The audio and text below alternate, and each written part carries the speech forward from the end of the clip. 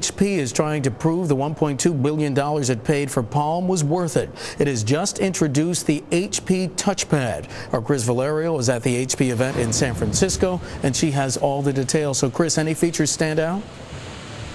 Hey, Mark. Well, the one feature that really stands out is the video phone allowed for video chat and as well as calls that are going to be allowed. Now, got to tell you quite frankly, when you take a look at it, it looks exactly the same as the iPad. In fact, the size is fairly similar as well. Some of the features, of course, you've seen on the iPad, and that would be some multitasking. It's different, though, because it has it with stacks. Also, of course, Wi-Fi enabled.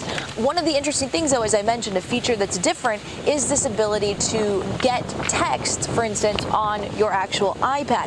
Of course, a lot of other things that they came out with, for instance, a different web OS system for photos. Again, the key here is the operating system, right? It's web OS, which is different from the Apple operating system, from the Android platform, which a lot of people are building their tablets on, as well as from the BlackBerry RIM system. So certainly interesting to see. There are a few things that definitely stand out. Of course, we'll find out if there is a widespread consumer adoption.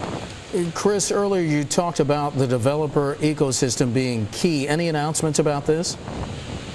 Yeah, so this is really key, right? And I just want to paint the picture here. Of course, WebOS only makes up about 4% of the overall smartphone market. That's a really small percentage when you consider what Apple, Android, and RIM has.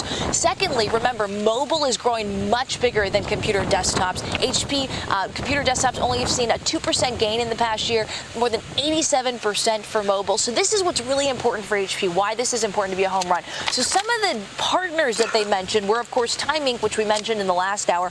Also, they're partnering with Amazon Kindle, an integrated app versus something else. And of course, Facebook, PhotoBucket, Flickr, some of the other ones.